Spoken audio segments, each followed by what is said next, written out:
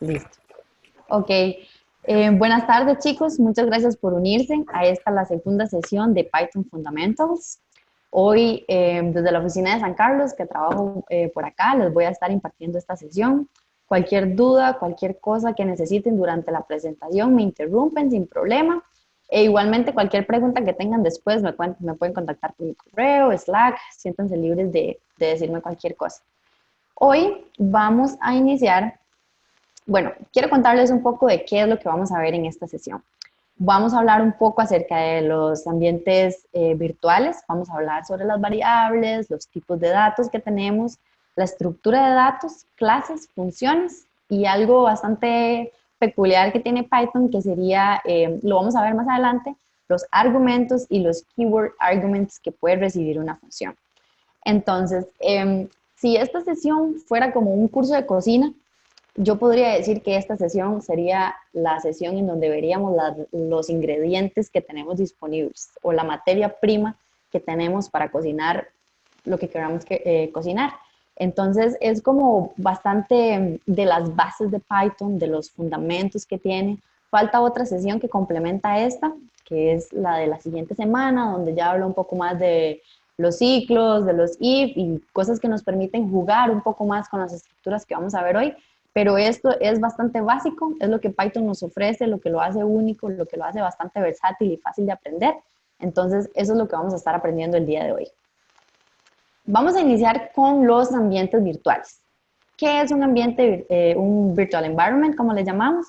Ok, esto es algo que lo tienen varios lenguajes, al menos Rails, Ruby creo que también lo tiene, y es la manera en la que podemos explorar varias versiones del lenguaje, varias versiones de paquetes o de bibliotecas que queramos experimentar sin estropear un proyecto de otro. Entonces, por ejemplo, yo para esta presentación, mi proyecto trabaja con Python 2.7 y esta presentación la hice basada en Python 3. Entonces, ¿cómo hacer para no tener, para que mi proyecto ya, me corra bien y no se joda todo? Y para que esta presentación y los ejemplos me corran con Python 3. Entonces, para eso es que vienen al rescate los virtual environments, que son súper fáciles de crear. Estos son comandos para Mac y literalmente son dos comandos y posiblemente también uno nada más, porque al menos en Mac yo lo probé y con la primera línea es suficiente para crearlo. La segunda lo que nos quiere decir es cómo activarlo, pero muchas veces se activa solo de una vez que se crea.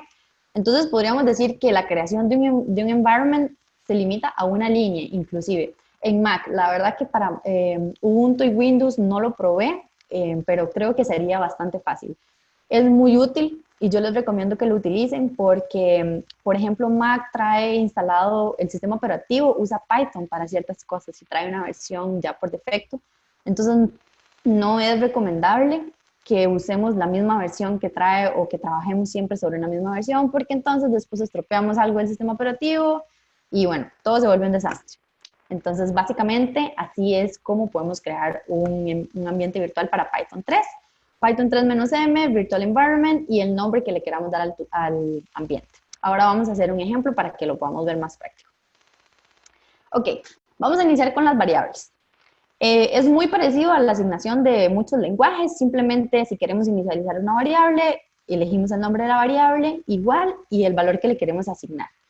En la consola de Python, con solamente asignarlo, ya podemos imprimirlo, ya podemos decirle a Python, ok, retórneme el valor que tiene eso, no tenemos que hacer más después de ahí. Por acá les incluí este ejemplo, que es algo peculiar, me parece, que tiene Python, y es que podemos tener varias variables asignadas solo una vez, o más bien, muchas variables podemos asignarlas con valores en una sola línea. Entonces, en este caso tenemos A, B y C, y las estamos asignando las tres con la variable 300. Y acá cuando las imprimimos podemos ver que realmente ambas tienen el mismo valor. Ahora, otra cosa súper importante de las variables de Python es que no necesitamos, cuando las definimos, no necesitamos darle un tipo. Entonces, por ejemplo, acá yo puedo hacer una variable y le puedo asignar un número o algo de tipo float, ella va a funcionar perfectamente, pero en cualquier momento yo le puedo cambiar el tipo. En cualquier momento yo puedo decir, quiero que esto era float, quiero que ahora esto sea un integer, quiero que ahora sea un string, quiero que ahora sea una lista. realmente cualquier cosa, porque es tipado dinámico. No necesitamos indicarle de qué tipo va a ser esa. ¿Me escuchan todavía? Sí, sí, todavía lo Sí. escuchamos. Sí, Sí. Ok, Perfecto. es que se fue un momento la luz, entonces pensé que había perdido el internet. Ok, listo, seguimos. Em, entonces, no necesitamos indicar el tipo de variable para empezar a trabajar, lo cual es magnífico y puede cambiar en cualquier momento. Eso es básicamente lo que nos quiere decir que el tipado es dinámico. Ahora, veamos un poquito de cómo funciona la asignación de variables en memoria. Entonces, si yo declaro mi variable n y le asigno 300, pues mi nombre n, que es la variable, está apuntando al valor 300 en memoria. Y eso lo podemos ver, podemos imprimir la variable, el valor que tiene, podemos ver qué tipo tiene, y 300 se le asignó, o Python determinó que es de tipo int, cual está bien. Y vean qué interesante esta parte por acá. Si yo asigno que m es igual a n y ya n era 300, entonces tenemos dos nombres, o sea, n y m están apuntando exactamente al mismo espacio de memoria. Entonces, ¿qué pasa después si yo n lo asigno a otro valor totalmente diferente, como en este caso foo, y m lo asigno a un nuevo valor que es 400? Entonces, ambas apuntaban a 300 en un momento, pero ya yo les cambié el valor, entonces ya apuntan a espacios diferentes de memoria. Este valor que está aquí en gris, pues está, ya no se puede acceder, por decirlo así, porque pues ya no está apuntando a ninguna variable, y pues llegará el momento en el que el garbage collector dice, ok, ya esto no está funcionando, se libera el espacio y listo, todo continúa. Acá podemos confirmar cuando algo está asignado en memoria, cuando dos nombres o dos variables están apuntando al mismo espacio, y es con esta línea. El mismo ejercicio, n igual a 300, igualamos n igual a n, y con el ID, que el ID es un método que nos da una representación numérica de esa variable que tenemos, lo cual podemos traducir que es como su espacio en memoria, un identificador de su espacio en memoria. Entonces podemos ver que el ID de n y el de m son exactamente iguales, lo que nos quiere decir que apuntan ambas al mismo espacio de memoria. Si yo m le asigno otro valor, entonces ya tendría un identificador diferente, lo que quiere decir que tengo un espacio diferente en memoria. Hay algo vacilón que pasa con Python también, y es, por ejemplo, este caso. M es igual a 30, n es igual a 30. Y si yo imprimo el ID de ambos, como dice acá, el intérprete crea objetos para los integers en el rango de -5 a 256 al inicio, y luego los reusa en el proceso de ejecución. Entonces es algo vacilón enredado que tiene Python por ahí.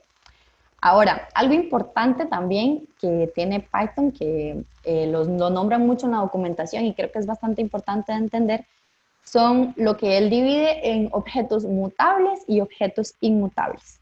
Entonces, los objetos mutables, en esta lista tenemos en las listas, los diccionarios y los sets.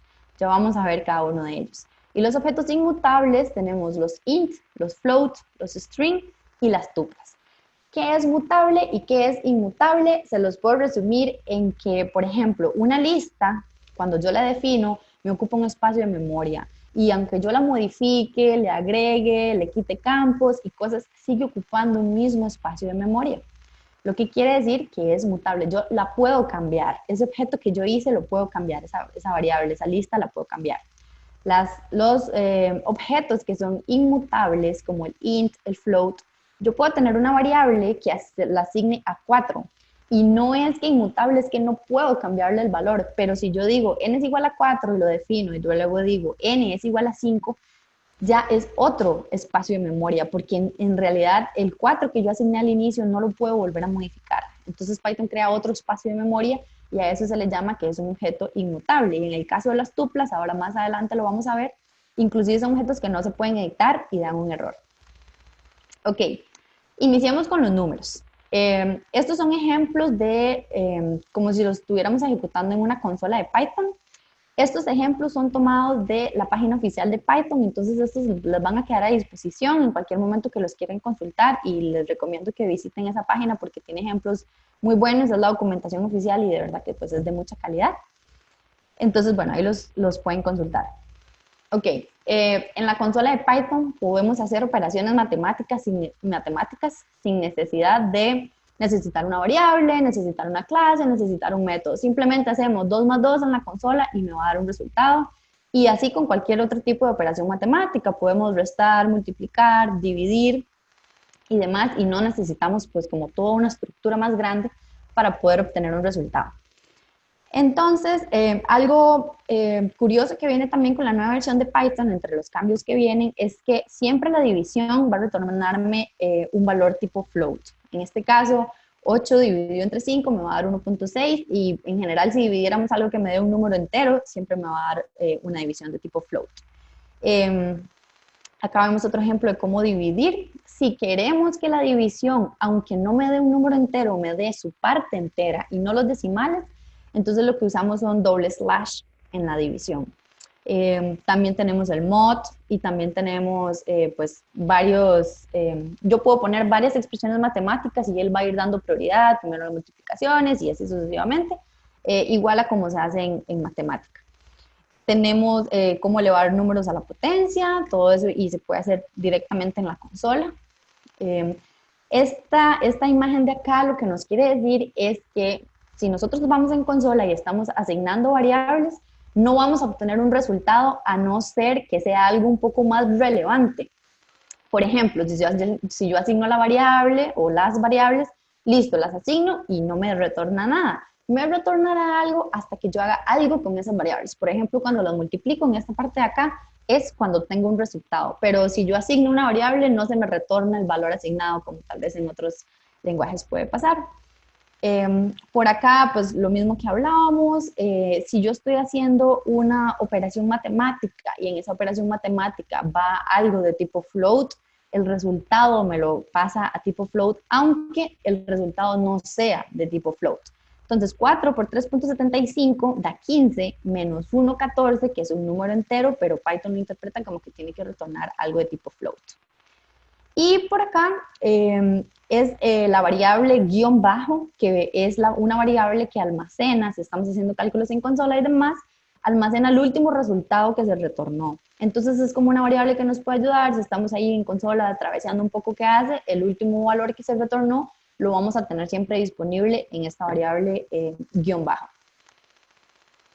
Ok, vamos con los strings. Python soporta strings y soporta su formateo de diferentes maneras, realmente que es bastante amplio, es bastante flexible. Entonces, por ejemplo, podemos declarar un string con comilla simple o con comilla doble, cualquiera de los dos funciona. Podemos interpolar las comillas dentro de un string declarado con comilla simple, por ejemplo, como este de acá, solamente anteponiendo un backslash a la comilla o al valor, o al carácter, perdón, que queremos escapar. No hay diferencia, por ejemplo, yo puedo tener entre comilla doble una comilla simple o entre comillas simples, como este caso, comillas dobles e igual va a funcionar. Entre comilla doble puedo tener comillas dobles y igual solamente escapándolo con el backslash.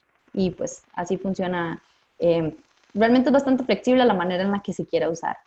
Por acá tenemos, yo puedo multiplicar o repetir caracteres según como lo necesite. Luego vamos a ver un ejemplo de eso también.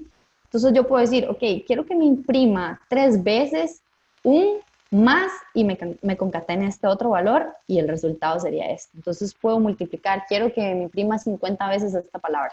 Eso se puede hacer muy fácil en una sola línea con Python. Y esta otra de acá, yo puedo tener un string, espacio, otro string, y Python lo interpreta como si fuera un string, o sea, lo concatena él solito.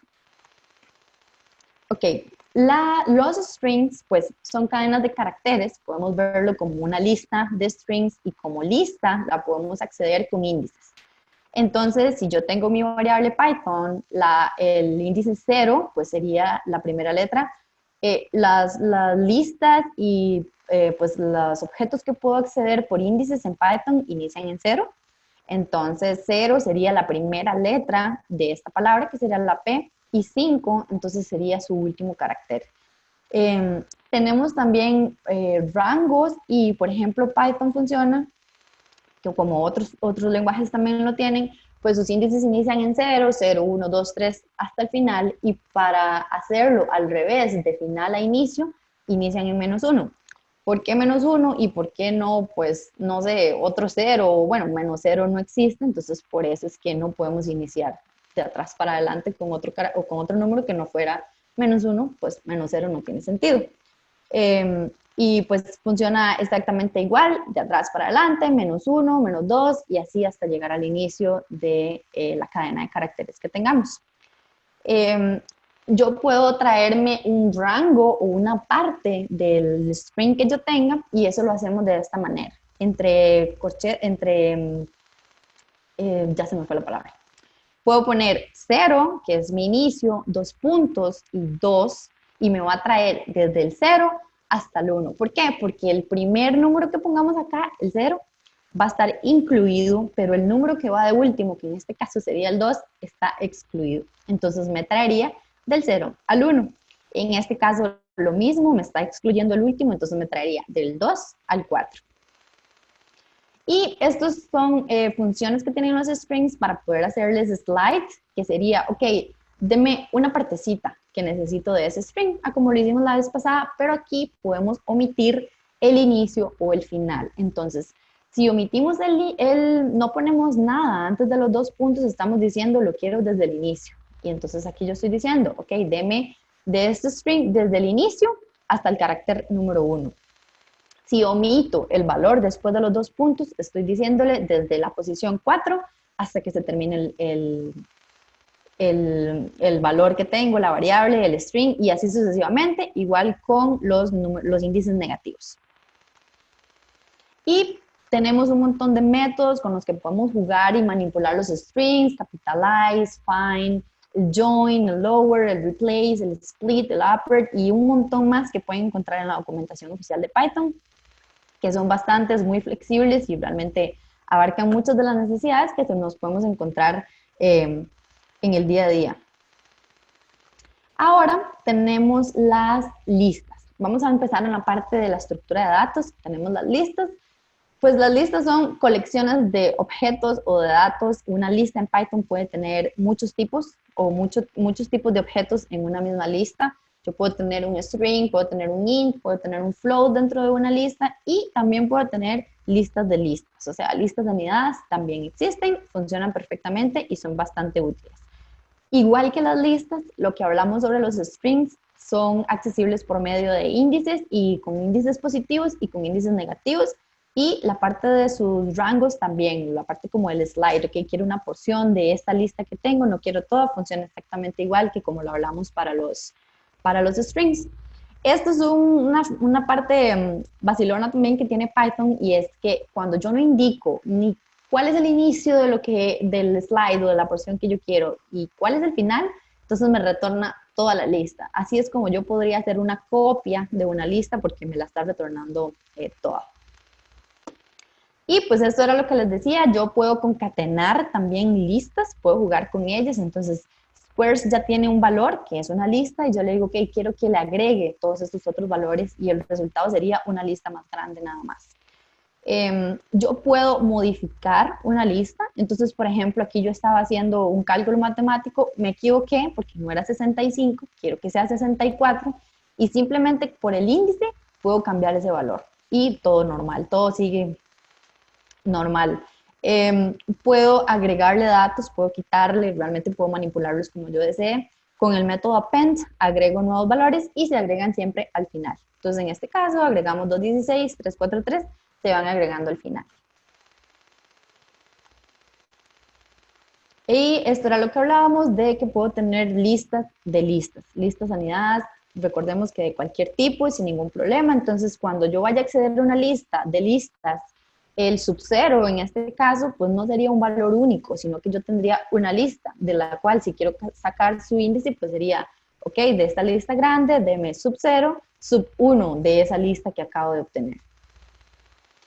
Y igualmente tenemos un montón de métodos para jugar. En una lista yo puedo decir, ok, quiero contar cuántos valores o cuántas veces tengo repetido este valor.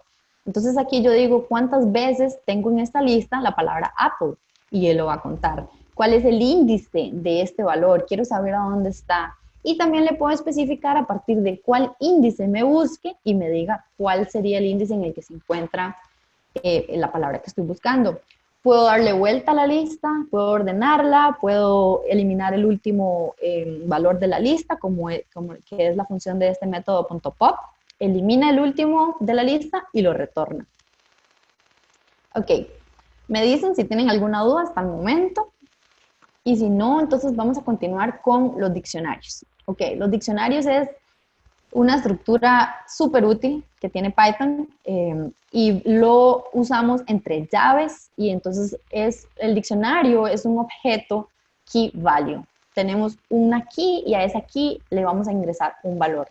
Ese valor es también muy dinámico, puede ser un string, puede ser un número, puede ser una lista, podemos combinar las estructuras de datos que estamos viendo acá. Entonces, en este ejemplo, estoy haciendo un diccionario con 2 keys y le quiero agregar una nueva. Para agregar una nueva, simplemente digo, ok, a este diccionario, y la key, y le asigno un nuevo valor, y ya tengo un diccionario con una nueva key que le agregué. Igualmente, puedo acceder al valor, simplemente digo diccionario, y la key que yo tengo para obtener el valor. Con del lo elimino y nada pasa, el resto de los objetos permanecen en el diccionario, puedo asignar nuevos valores a una key que ya tenga, lo puedo imprimir cuando yo quiera, puedo ver las keys que tengo, puedo ordenarlos, en fin, tenemos un montón de métodos y opciones para jugar con los diccionarios. De esta manera podemos ver si yo tengo alguna key en ese diccionario y bueno, un montón de otros métodos también que nos funcionan. Tenemos las tuplas. Las tuplas es un tipo de dato que Python lo representa como una lista o valores separados por coma y están encerrados entre paréntesis. Así es como se representa una tupla.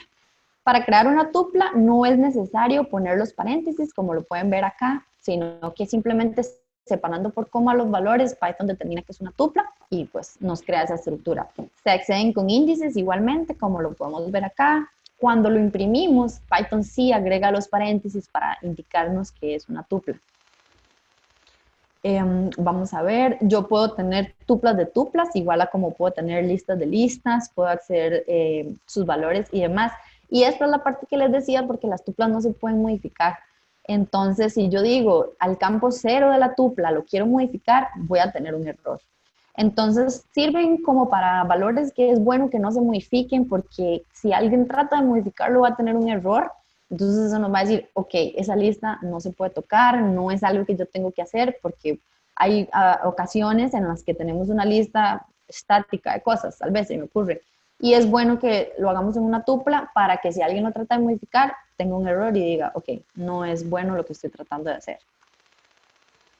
Y esta es una parte interesante también que tiene, porque si yo tengo una tupla de 3 valores y quiero sacar los valores que tiene esa tupla, igualmente a como asignamos antes en 3 variables de un mismo valor, yo puedo asignar 3 variables, en 3 variables los resultados de una tupla, siempre y cuando la tupla tenga solamente 3 elementos, porque si yo pongo, por ejemplo, 4 variables y la tupla solo tiene 3, me va a dar un error de que tengo más variables para desempaquetar de las que realmente tiene la tupla. Y otra estructura de datos que tenemos se llaman los sets. Los sets los identificamos... Dígame. Igual, por ejemplo, si uno quisiera en algún caso modificar una tupla, uno puede pasarla a lista y luego volver a transformar la tupla y redefinirla de nuevo, ¿cierto? Sí, me parece que sí se podría hacer, pero así como la que usted definió y después si la quiere modificar, no podría. Pero sí puedes hacer esa transformación y después haces una nueva tupla. Ok, gracias. De nada. Ok, los sets los definimos con llaves y es una lista, igual que las tuplas, la única diferencia es que están encerradas entre llaves. Y igualmente separadas por coma. Lo mismo que las listas, podemos preguntar, ok, ¿cuáles valores tengo aquí? Quiero ver la lista de repetidos. Básicamente la misma manipulación que podemos hacer con los demás. Los sets tienen algo interesante, que si yo tengo 2 sets diferentes, como lo veo acá, yo puedo ejecutar operaciones como de unirlos, dígame cuál es la diferencia, dígame cuáles están repetidos. Entonces acá abajo podemos ver esos ejemplos. Quiero A menos B. ¿Cuáles están en ambos, cuáles caracteres o palabras tengo en ambas sets? O cuáles están en uno o en otro. Que están en uno pero no están en el otro, y si las quiero unir, si las quiero, es infinidad de cosas la que puedo hacer con los sets, entonces son bastante útiles para eso, con esas funciones o lo que nos permite hacer de combinarlas, díganme cuál es la diferencia, resultan bastante útiles. Ok, ahí terminamos con la parte de la estructura de datos y vamos a iniciar con las clases. Vamos a ver cuánto tiempo me queda, ok, estamos bien. Vamos a iniciar con las clases en Python, que como en todo lenguaje, pues es, bueno, Python es orientado a objetos, entonces, por supuesto que teníamos que tener una clase. Es muy sencilla la sintaxis para definir una clase. Si ustedes empiezan a experimentar en sus computadoras, recuerden que tiene que respetar la indentación, porque cuando uno inicia es muy común que uno no esté acostumbrado a eso. Y si no se identa correctamente, van a haber errores y usted dice, ¿por qué tengo errores? No sé, pierde 3 horas de su vida viendo por qué es que pasa y simplemente era porque no estaba identado correctamente. Entonces, por eso les recomiendo que utilicen un IDE como PyCharm, por ejemplo, que ayuda bastante con la indentación para que eviten ese tipo de errores. Entonces, ¿cómo definimos una clase? Ponemos la palabra class, el nombre de la clase, 2 puntos y los métodos que va a tener esa clase. Python tiene un método que se llama el método init y en ese método podemos definir valores por defecto que van a tener todas las instancias de nuestras clases. Entonces, por ejemplo, en esta clase yo defino un init y yo digo que quiero que cada vez que se instancie esta clase, la instancia se va a llevar una variable que se llama data y va a estar inicializada una lista. Y pues cálculos mucho más complejos que esto podemos hacer. Y los métodos que va a tener mi clase, un método que agregue, que quite, que lo que queramos hacer. Ok, entonces vamos a tenemos este ejemplo por acá sobre el cuidado que hay que tener a veces entre las variables y también cómo se comportan las variables de clases y de instancias en Python. Entonces, por ejemplo, tenemos una clase que se llama doc, tenemos una variable de clase que se llama tricks y que es una lista.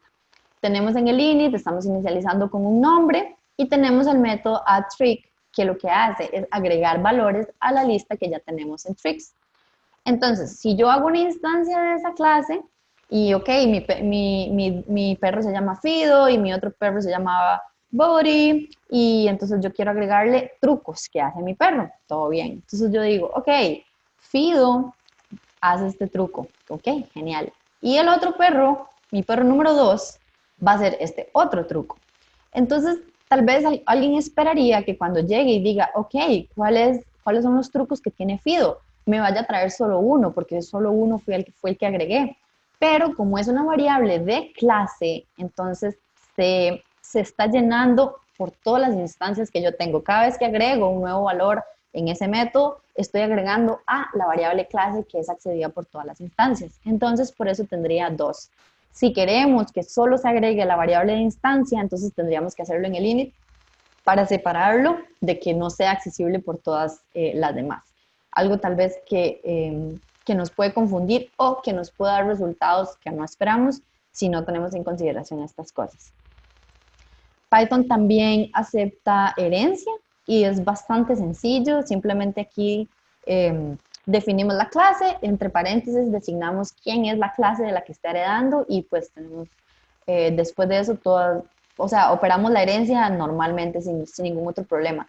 También tenemos herencia múltiple, entonces se le pueden poner no solamente una clase separadas por coma, se le pueden poner más clases de herencia. Ok, una clase lleva adentro funciones usualmente. Entonces, una función, podemos llamarlo o ubicarlo en el contexto de otros lenguajes, método, bueno, acá le llamamos función. Y es bastante simple definirla, lo usamos con def, el nombre de la función y si recibe parámetros. Y listo, 2 puntos y tiramos todo lo que hace la función. Recuerden que aquí también, bueno, en todo código de Python la indentación es muy importante, entonces tienen que respetar siempre los espacios para que corra su función. Es bastante fácil, la definimos, ejecutamos, creamos lo que quiere hacer y simplemente las llamamos y obtendremos un resultado. Más adelante vamos a probar un par de funciones. Esta, por ejemplo, es una función bastante interesante que nos habla también. Perdón, es que me brinqué una. Ok. Vamos a hablar de algo bastante interesante que tiene Python que tal vez puede resultar a veces bastante confuso. Y es que a Python yo le puedo mandar un parámetro simple y sencillo, solo uno, como por ejemplo en el caso de esta función, o yo puedo no limitarlo a una cierta cantidad de parámetros. Usualmente cuando definimos una función o un método, decimos, este método va a recibir 5 parámetros. Y si yo envío un número 6, explota. En Python tenemos la facilidad de no limitarlo a un número específico de parámetros. Entonces, ¿cómo hacemos eso? Lo hacemos con unos parámetros que llamamos arguments y keyword arguments. Entonces, veamos este ejemplo de esta función. Tenemos una función que escribe en un archivo y recibe un archivo, que es el primer parámetro, otro parámetro de separador, y lo identificamos, el arguments, con un asterisco o el signo de multiplicar al inicio de la palabra, y pues por convención o para identificarlo, pues aquí le pusimos args, pero creo que puede ser cualquier otro valor si no me equivoco. Entonces, cuando nosotros tenemos un parámetro identificado con una estrellita de estas, él nos quiere decir que ese método puede recibir muchos más parámetros de los que realmente estoy poniendo. ¿Por qué? Porque va a recibir 1 y 2. Me va a poner aquí el primer parámetro, acá el segundo. Y después, si yo le envío 100, 50, 25 parámetros más, todos me los va a guardar en esta variable de acá. Y ahora vamos a ver cómo funciona. Tenemos este otro método donde lo podemos ver tal vez un poquito más claro.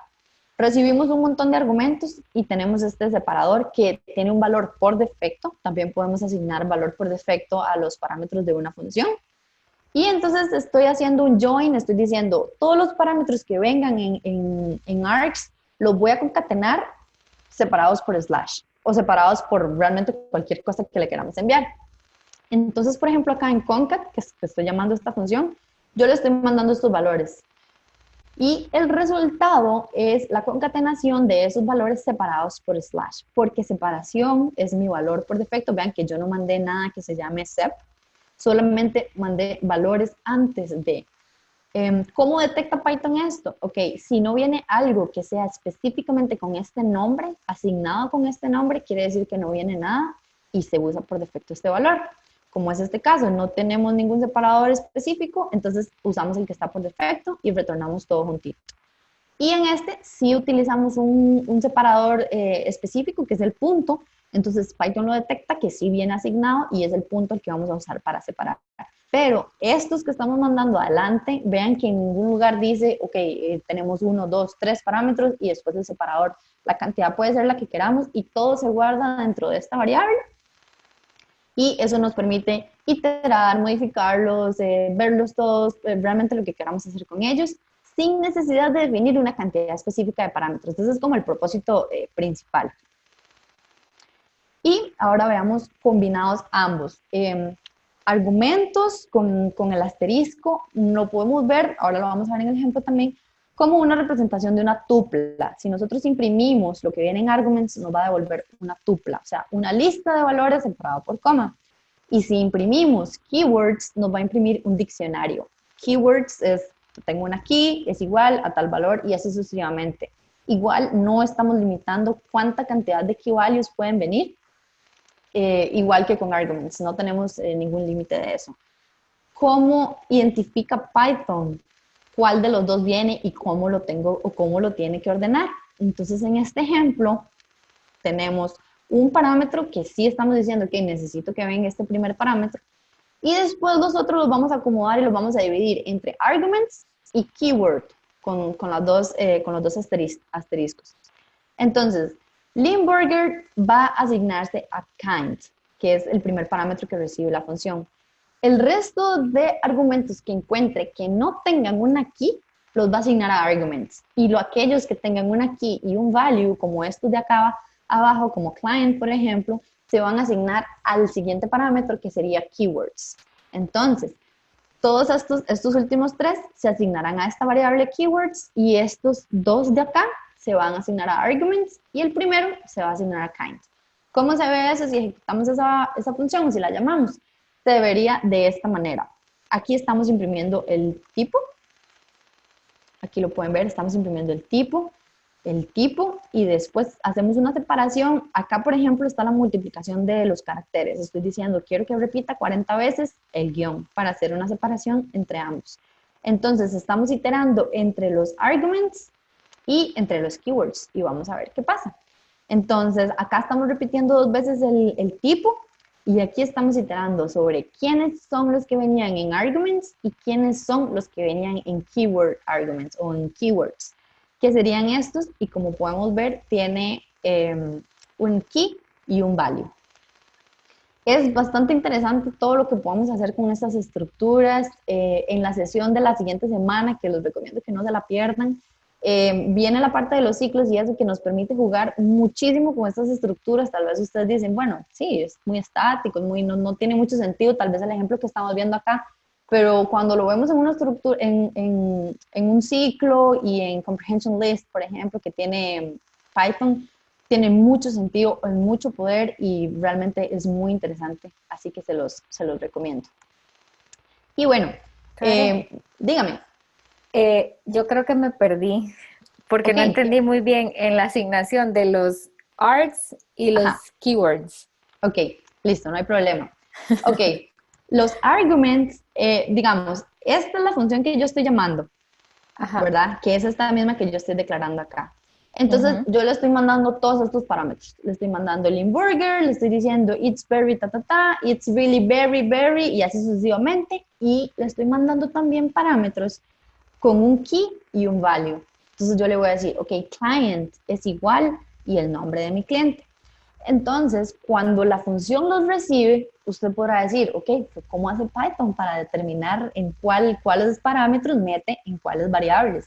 Entonces, después de este primer parámetro que nosotros tenemos acá, o hagámoslo más fácil, hagamos de caso que este kind no existe y que solo tenemos arguments y keywords. Entonces, todos estos primeros valores que estén aquí, y no porque estén de primero, bueno, sí, perdón, ya después de que tenemos asignación de key value, tienen que ser los últimos. Pero todos estos primeros de acá los asigna a arguments.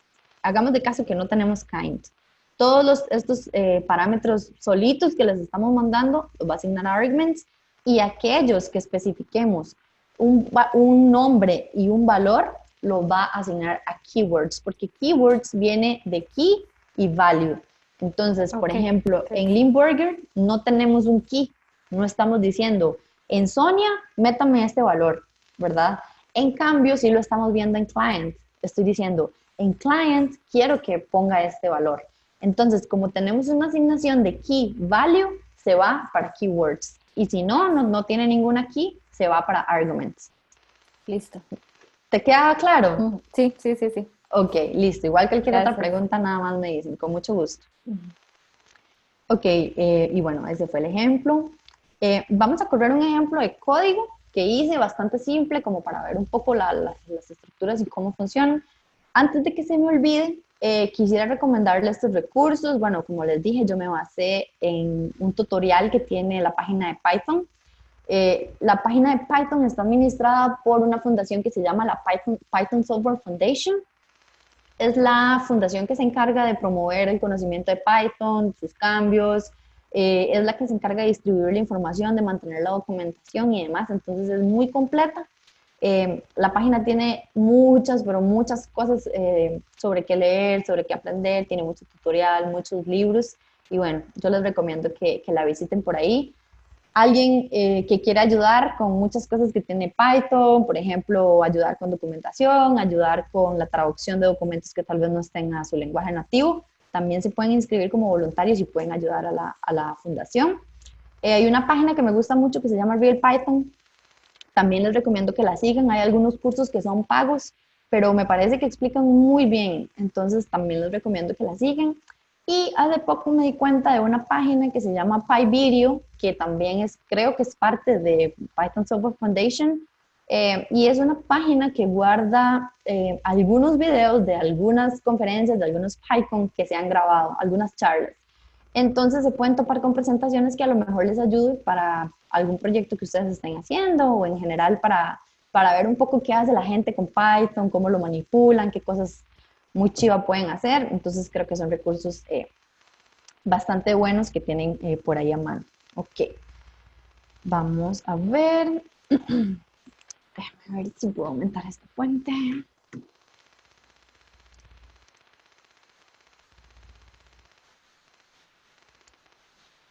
La consola. Ok, sí, igual. Vamos a limpiar por aquí. Ok, este es un ejemplo. Ahí pueden ver bien el tamaño de la letra. Lo hago más grande. Está Bien. bien. Se ve puedo bien. ver bien, sí. Ok, perfecto. Este es un ejemplo bastante simple, muy sencillo, que resume un poco todo lo que vimos para verlo como en vivo y a todo color cómo funciona. No es nada complicado. Tengo un archivo que hice con extensión .py, que es la extensión de los archivos de Python. Hice una clase, que en este caso se llama General Example. Puse una variable de clase. Tengo un método init que inicializa dos variables con level y con day. No las utilizo en ninguna otra parte del ejemplo, pero quería que vieran cómo es que se ponen por acá. Y tengo varias funciones. Tengo una función que me dice o me hace un poco de prueba, atravesé ahí un poco con los métodos que tenemos de los strings, otro con métodos y ejemplos de lo que podemos manipular con los números, otro para las listas y vemos un poco la parte de los argumentos. Y al final, en el mismo archivo, tengo pues instancio la clase y procedo a llamar los diferentes métodos que hice. Yo no soy fan de hacer código en vivo porque siempre la ley de Murphy aparece, ¿verdad? Entonces, bueno, no soy muy partidaria de eso, pero vamos a intentarlo a ver cómo nos va. Y los resultados que me da los imprime en consola, porque es como bastante simple lo que estamos haciendo. Entonces, vamos a ver cómo nos va si lo llamamos de acá. Si no, lo podemos colocar también en la consola. Entonces, esto es PyCharm. Realmente es mi editor favorito, creo que funciona muy, muy bien, tiene demasiadas funcionalidades y cosas para hacernos la vida más fácil, entonces yo lo recomiendo bastante.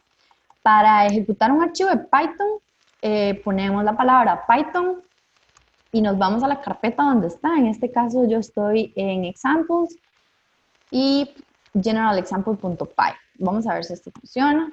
Ok, entonces, en este ejemplo que hice aquí, vamos a verlo, este método que estoy ejecutando es para la parte de los strings. Simplemente solo vamos a ver, para este caso, lo de los strings. Entonces, vemos, por ejemplo, ok, voy a hacer esto más grande. Vamos a ver, por eso digo que no se quiere hacer más grande. Bueno, creo que esta no la pude hacer, se ve muy pequeña. Creo que esta es ya como en las configuraciones. No, ahí se ve bien. No, se ve bien, se ve bien. Ok, listo, genial. Ok, entonces, bueno, acá vemos un poquito qué pasa cuando o lo que les hablaba de que tenemos la oportunidad de imprimir un string dentro de comillas dobles o dentro de comillas simples y que podemos interpolar para ambos lados el carácter que queramos mostrar. Entonces, por ejemplo, aquí estoy interpolando una frase con comilla simple, estoy mostrando un mensaje con comilla doble que quiero verlo en consola con comilla doble. Aquí, por ejemplo, esta línea que estamos imprimiendo acá es esta de acá, donde yo digo, ok, quiero repetir 4 veces el mensaje que fue pasado por parámetro. Acá abajito yo llamé ese método, esa función, y le mandé una frase, que en este caso es Python is great, entonces él la está repitiendo 4 veces. Aquí estoy haciendo ejemplos de cómo podemos de un string sacar, porque como puedo traer valores basados en su índice, ok, ¿cuál es la primera letra? ¿Cuál es la última letra? Que lo obtengo con el -1, entonces aquí la primera es P, la última es el signo de exclamación. Quiero traerme una parte, entonces yo le digo, ok, del índice número 1 al índice 2, porque recordemos que el 3 no se incluye. quiero ver cuál es esa parte. La primera parte, obviando el inicio, que sería 0, entonces de 0 a 3. En este otro quiero del índice 2 hasta el final, hasta que se termine. Y pues por aquí imprimo, uso el método capitalize, que bueno, en este caso mi frase ya tenía en mayúscula la primera letra, pero si no, él hace mayúscula la primera letra. Y capitalize y el upper por acá, que lo que me hace es que me imprime o me pone en mayúscula todo el mensaje que yo quiera. Y así sucesivamente, hay muchos métodos que se me quedan por fuera porque realmente es mucha la oferta. Entonces, bueno, ahí tienen chance para que exploren un poquito. Vamos a correr un momento el de los números, a ver qué pasa. Entonces, aquí en el de los números podemos ver lo que les hablaba de la división. Entonces, ok, yo le estoy pasando aquí dos números, que es 10 y 3. Y estoy imprimiendo el resultado de la división, que por defecto siempre me va a dar float. Si no quiero que sea float, lo hago con doble slash, como es este caso, que me da 3. Tenemos la operación modular también, entonces, bueno, ¿cuál es el residuo de esa división? Y también la potencia. Nada del otro mundo, súper fácil. Ok. Vamos ahora con el ejemplo de las listas. Entonces aquí yo estoy mandando una lista, 1, 2, 3, 4, 5, pero recordemos que usted puede enviar lo que quiera. Puede enviar strings, puede enviar listas de tuplas, realmente lo que se desee. Y vamos a ir a ver el método de listas, a ver qué hace. Entonces al inicio lo primero que yo estoy haciendo es, a esta lista por defecto, quiero que le concatene lo que sea que viene por parámetro. Entonces aquí podemos ver cómo mi lista se convierte en Welcome to Python más la lista que yo le pasé por parámetro, que eran los números del 1 al 5. Lo mismo, las listas yo las puedo obtener valores por su índice, entonces lo mismo que hicimos en el string, juego con ello, cuál es la última, deme un rango, quiero los valores de la lista del 1 al 2, quiero toda la lista, por ejemplo. Y esta parte es interesante también, cómo yo puedo reemplazar una serie de valores de una lista por otros nuevos. Entonces yo aquí hice una nueva, quiero decirle que los valores del 2 al 3 me los reemplace por estos valores. Entonces aquí podemos ver cómo ya la lista cambió y estamos reemplazando los valores que teníamos por nuevos. Eso se puede hacer en cualquier momento y es muy sencillo. Con el método append agregamos valores a la lista y se agregan de último. Aquí como podemos ver, agregué el 80 y se agrega de último. Lo mismo en una lista yo puedo revertir su orden, puedo ordenarlos, bueno, un montón de cosas. Y el último ejemplo que tengo por acá, ese es el ejemplo de lo que acabamos de ver de los arguments y de los keywords. Entonces, acá yo tengo este método que yo le estoy mandando un mensaje, es un string normal, y le estoy mandando otra serie de parámetros. Le mando parámetros string y le digo, yes, I love it. Son separados por coma, son todos parámetros diferentes. Y también le estoy mandando los keyword arguments, que serían keys y values. Entonces yo le digo, why it's easy, y le pregunto, no sé, ¿cuál es la versión de Python que usted usa? Entonces estamos mandando version es igual a 3.7. Entonces veamos cómo se comporta eso.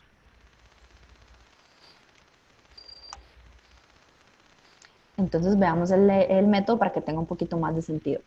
Entonces vean lo que recibe el método. Recibe un parámetro estático, llamémoslo. O sea, yo le digo al método, siempre necesito que al menos venga un parámetro. Entonces él va a agarrar y va a meter en ese parámetro, en la variable MSJ, va a meter el primer parámetro que nosotros le mandemos. Entonces yo pregunto, ok, ¿cuál es mi mensaje? ¿Verdad? ¿Cuál fue el valor que se le asignó al primer parámetro de ese método? Y dice que lo primero que se le asignó es Do you like Python? Que fue el primer valor que nosotros le mandamos acá. ¿Ok? Después yo pregunto, ¿recibimos algo en ARGS? Ok, quiero ver qué es lo que traigo en ARGS. Y resulta que sí recibí valores en ARGS. Y espero que lo puedan ver acá. Lo que me imprime, porque realmente lo que hago es imprimir lo que viene en la variable ARGS, es una tupla. Él me está imprimiendo una tupla con los valores que yo mandé, que era yes, I love it. Todos separados por coma. Y por último pregunto, ¿qué viene en esto? En realidad lleva doble asterisco para identificarlo. ¿Qué vienen en keywords? ¿Qué valores vienen ahí? Y de nuevo los imprimo. Y cuando los imprimo, tengo un diccionario, porque tengo un key value y están entre llaves. Entonces, esto es lo que estamos recibiendo en la variable keywords. Yo podría mandar un montón de cosas aquí y el método igual me lo va a imprimir y lo único que va a hacer es hacerme el diccionario más grande. Lo mismo en una variable, en esta serie de parámetros que van para arguments. Yo puedo enviar aquí realmente cualquier cosa, lo que yo quiera, y se va a agregar a una tupla sin ningún problema. O sea, no estamos limitados a una cierta cantidad ni a unos nombres específicos para agregarle a los diccionarios, por ejemplo. Entonces, pues esto es algo bastante vacilón que tiene Python que les puede ayudar por ahí bastante cuando tal vez no saben qué esperar, ¿verdad? Que también pasa bastante en los proyectos. Y por último, me quedan 6 minutos. Por último, quería enseñarles un poco acerca de cómo, vamos a ver, perdón, porque no la puedo hacer más grande, creo que tendría que ir como a las configuraciones o algo así.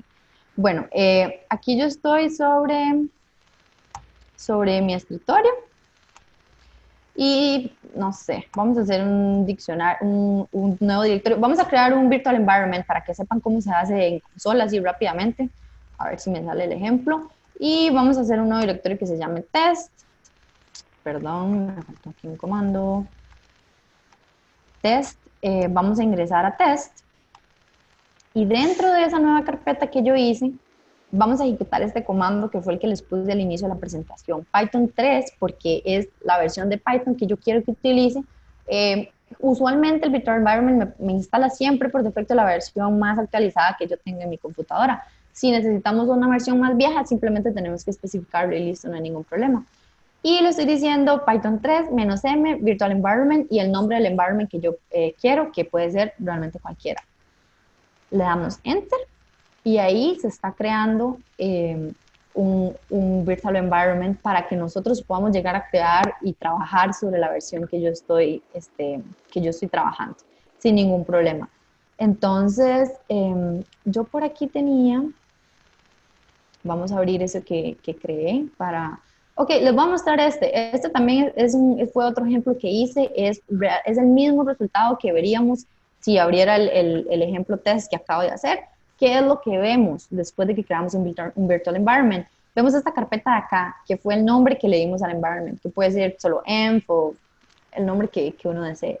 Y adentro tiene esta serie de carpetas, bin, include, lib, que tiene todo, como toda la configuración, toda la versión, los archivos de Python y demás que necesitamos. Y Python tiene esta facilidad de que tiene una terminal dentro del editor, entonces si en esta terminal yo ejecuto Python --version para ver cuál es la versión que estoy utilizando, afirmativamente estoy utilizando la versión 3, que fue la versión que yo hice en el Virtual Environment. Esa es la parte desde consola, pero Python, tiene también la opción de que la hagamos directamente en el Python. Entonces nos vamos a preferencias, nos vamos al proyecto, nos vamos al intérprete y aquí en la ruedita podemos hacerle add, podemos elegir el nombre y podemos elegir cuál es el intérprete que queramos. Entonces yo tengo la versión 2.7 y tengo la versión 3, entonces simplemente elegimos cuál versión quiero, ok, y listo. Ya tendríamos un virtual environment creado donde podemos empezar a experimentar y es como un mundo encapsulado para lo que queramos hacer. No importa si yo tengo 3 proyectos y los 3 tienen una versión tienen la misma biblioteca, todos con diferente versión, ninguno afecta a ninguno de los otros. Es un mundo ahí encapsulado. Si usted dice, ok, esto ya no funcionó, necesito eliminarlo, eliminas eso y listo. No pasó nada, ninguna otra configuración se vio afectada. Entonces creo que es como bastante útil e importante para que empiecen a experimentar con ello. Y bueno, chicos, no siendo más, creo que eso era lo que les traía preparado para hoy. Espero que hayan aprendido bastante al respecto. Cualquier duda o pregunta, no duden en consultarme. Python es un lenguaje muy fácil de aprender. Realmente solo hace falta practicar uno mismo un poco y listo. O sea, no tiene una curva de aprendizaje tan grande y es muy útil. Y bueno, pueden hacer cosas realmente geniales con Python. Entonces, no sé si alguno tiene alguna pregunta, algún comentario. Es bienvenido que lo hagan, no tengan miedo. Mira, le quería consultar, digamos, usted nos decía que es importante la indentación, ¿verdad? Del código, pero no sé si, digamos, si es a 4 espacios, a 2, o si eso lo defino yo dependiendo del proyecto. Se puede definir, si no me equivoco, Merian me parece que habló de eso en la pasada, se puede definir la indentación, sí, pueden ser 2, pueden ser 4, siempre y cuando se respete siempre en todo el proyecto, si no me equivoco. ¿Estoy en lo correcto, Mary? Sí, digamos, lo recomendado son 4 espacios, pero usted puede inventar a 2 espacios siempre y cuando sea consistente. Ah, bueno, muchas gracias. De nada, con mucho gusto. ¿Alguien más con alguna pregunta? ¿Hay algo en el chat? No sé si alguien me escribió por el chat. Karen, No lo... Dígame. un comentario. Dígame. Solamente para que les quede claro a los chicos, ¿te puedes decir dónde hiciste el proyecto del último, el del test que tenías en el desktop? ¿Dónde lo hice? No, que si te puedes ir a la pantalla donde tenías, o sea, para que lo presentes un segundo para decir, para mostrarles algo que también, porque tú hablaste mucho de cómo se activa el Virtual Environment, pero hay una cosa que es poco significativa, pero es súper útil. Uno sabe que uno está usando el Virtual Environment porque en la terminal ven que dice Test Environment al principio. O sea, si uno no activa el Virtual Environment, esa palabrita no sale, como más o menos usted lo tenía en la consola. En la consola del otro lado que la abriste es cuando creaste el proyecto en la terminal. Es que ya cerré la consola, pero... Sí, pero igual, digamos, en todo caso ahí no debería, digamos, ves que no sale la palabra reservada de Test Environment.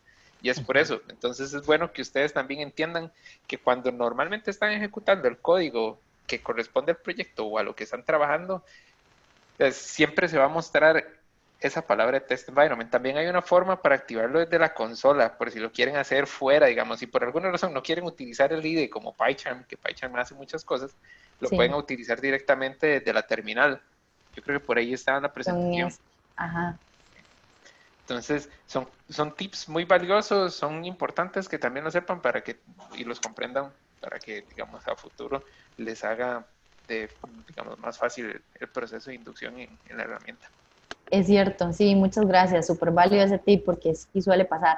En este caso era lo que les decía, que yo automáticamente con hacerlo desde la consola, cuando abre el IDE y demás, se activa, pero hay ocasiones en donde no, y donde nos puede empezar a dar problemas y cosas, y es porque no tenemos el ambiente, no hemos activado el ambiente, entonces tendríamos que hacerlo con este comando que puede variar entre plataformas, pero básicamente así es como lo activamos. Y pues sí, es luz verde cuando ustedes vean que tienen entre paréntesis el nombre de su environment antes de la línea de ejecución de la consola. Muchas gracias, David. Es el nombre que yo le puse al environment, no es test environment. No, es el nombre, el que usted quiera, environment, Sonia environment, el mejor environment, el nombre que usted quiera. Okay. Sí, al final es una referencia a la carpeta es la que hace referencia. Exacto. Me va a crear una carpeta. Para desactivarlo, si no me equivoco, es deactivate, nada más. Exactamente. Gracias. Ahora, solo por convención se trata, como el ejemplo que tiene yo ahorita Karen mostrando, por convención en la mayoría de proyectos se trata que diga nada más env. Ustedes les pueden poner el nombre que se les ocurra, pero realmente por convención, créanme que lo más común es ponerle env. Yo hice que le ponen env y bemp con una U al principio también. Sí, porque vemp, porque es de Virtual Environment. Esas son como las dos convenciones, digamos, como la más así estándar que hay. Entonces, para evitar que la gente, por si en algún momento yo tengo que ejecutar el proyecto de ustedes y qué sé yo, digamos, por alguna razón tengo que ir a buscar la carpeta donde está el Virtual Environment, es más fácil tener un nombre común. Y no sé si quedó claro, también digamos que cada environment tiene su set de librerías aparte, digamos. Sí, totalmente alejadas unas de otras, no a dar conflictos ahí. Digamos, es la importancia de usar el Virtual Environment, es que cada proyecto tenga su set de librerías que requiere para ejecutarse. Sí, o nosotros también en el proyecto hemos tenido que hacer a veces una prueba de qué pasa si actualizo una librería, si actualizo una biblioteca, si actualizo pues la versión, tal vez tenemos una muy vieja, quiero ver qué pasa si lo pongo a la más nueva. Entonces, para no arruinar lo que se tiene y para hacer una prueba, se puede hacer otro ambiente y se actualiza la librería, se prueba a ver qué tal. Si funciona, ok, ya probamos que si funciona, lo hacemos en el proyecto, y si no, pues simplemente se desecha el ambiente y listo. No se afecta en sí el proyecto madre, por decirlo así. ¿Alguien más con alguna pregunta? Mary, no teníamos preguntas en el chat. Sí, tenemos una de Cristóbal. ¿De qué sería bueno para aprender o adelantar para la próxima semana? Bueno, yo creo que no les habíamos comentado, pero todos estos ejemplos de código que Karen hizo y los que se van a hacer en las próximas sesiones van a estar en un repositorio de Git. Entonces, apenas Karen suba este proyecto, bueno, este código, yo les voy a enviar el link del repositorio. Ahí mismo está pues lo que es el programa, por decirlo así, del training. Entonces, si ustedes pues quieren leer o investigar un poco de lo que se va a ver en las próximas sesiones, pueden hacerlo. Y también, pues si quieren descargar estos ejemplos de Karen, correrlos y como masticarlos más ahí en sus casas, también lo pueden hacer. Entonces, pues sería como eso. Y pues los que no tengan instalado Git, instalarlo. Sí, cierto. Y pues como les dije, RealPython tiene ejemplos súper buenos de las if, del for, de cómo funcionan ese tipo de cosas en Python. Sería bueno si tienen el tiempo, porque igual pues se van a explicar la siguiente semana cómo funcionan. Hay algunas cosas que sí funcionan bastante diferente a otros lenguajes, entonces puede ser que sea bueno que lo estudien con un poquito de tiempo como para que mastiquen la idea, como dijo Merian.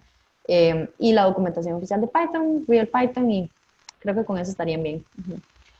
Por ahí dice Esteban, veo que en la definición de la clase se agrega siempre la palabra reservada self, además se agregan los temas en los demás métodos de la clase, ¿eso es mandatorio? Si no me equivoco, sí. Tal vez David me puede corregir. Sí, realmente es mandatorio porque vamos a ver, la forma en cómo se maneja, digamos, la teoría de objetos en Python es un tanto distinta. Entonces, cuando usted está haciendo una referencia hacia self, usted lo que está haciendo es que está refiriéndose al mismo, digamos, al objeto que lo contiene. Entonces, esa es como la forma para decirle, qué sé yo, digamos, que usted está buscando un método que está en esa misma clase, pues entonces usted le dice que se ejecute algo de self en tal punto. Entonces, sí, dependiendo, digamos, no es que es mandatorio para todas las cosas que va a hacer, o sea, obviamente, Sí. dependiendo de la definición de las cosas que usted vaya encontrando en su clase y en demás cosas, se va a dar cuenta de, digamos, de en qué momentos tiene que hacerlo. Ahora, también cuando usted le está pasando, por ejemplo, parámetros a un objeto, digamos, a un método de una clase, también necesita pasarle el self porque necesita saber de quién, digamos, de quién pertenece, por así decirlo. Entonces, igual el IDE de alguna forma va ayudando como en decirles en qué momento se pasa. Créame que cuando uno va escribiendo como el método y usted abre el primer paréntesis, usted ya está completando el self. Sí. Entonces esa es una cosa que normalmente el IDE también hace. Pero sí, digamos, es para el uso más que todo de la clase en general. Si ustedes están escribiendo métodos como más scripting, se van a dar cuenta que no se necesita. Es como, podría verlo como de una manera sencilla. Si nosotros tenemos 5 instancias de una clase, el self es lo que me dice, ok, de cuál de todas estas instancias que tengo de la clase, o sea, qué es lo que quiere hacer, digamos, cuál es el valor de name que inicialicé en el método init para esta instancia, porque pues para todas va a ser diferente. Es una manera de, pues como dijo David, preferenciarse a sí misma y saber bajo cuál instancia o de cuál instancia de todas es lo que quiero hacer basado en quién es mi instancia o quién es el que me está llamando. Entonces, y pues lo de la otra parte que dijo David, se me olvidó, lo del IDE, súper cierto. Usted va escribiendo, si está dentro de una clase, él ya sabe, de una vez usted hace la función, el nombre, y solito le tira el self. Si usted no lo está haciendo dentro de una clase, entonces no le tira nada, paréntesis, 2 puntos, y ya, listo. Entonces el IDE ayuda bastante en ese aspecto. Ahí para aportar un poquito también, bueno, como ya David y Karen dijeron, es básicamente para referenciar como funciones o variables que estén dentro de la misma clase, pero muchas veces, por ejemplo, el IDE automáticamente asigna ese self como primer parámetro, pero dentro de esa función nosotros no estamos usando ninguna variable ni ninguna función de esa clase, entonces nos sugiere también como hacer una función estática. Cuando las funciones son estáticas, no se necesita ese self, aunque estén dentro de una clase. Ujú. Es- Muchas gracias, Mary. Sí, totalmente de Hola, acuerdo. ¿Cierto? también para hacer otro aporte por ahí.